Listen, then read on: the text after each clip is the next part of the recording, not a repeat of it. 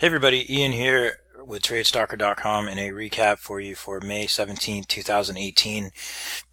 If you take a look here, you can see, as usual, the levels that Mike gives from the prior day. These were the levels from last night's video that we were doing. So there's a little bit of an adjustment because we've been kind of trading in the same range, but you can see that some more levels came into play as the range widened out a little bit.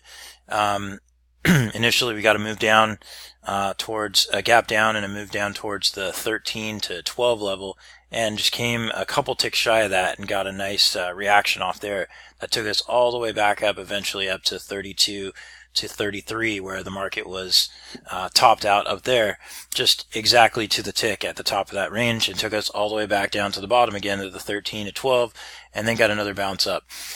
There were some reactions in between, like little reactions here and there, but for the most part, that's what you really want to see out of this, is how those levels just bounded the market. As we talk about support becoming resistance, you can see, like, after it reached this 32 area, you got like a pullback and a little bit of reaction here before it broke through, and then got a nice bounce into resistance here, a breakthrough there. It came back up, resistance here, and then a little attempt at resistance that didn't quite get here over here after you got a bounce up through here, and then support again for a bounce into the close.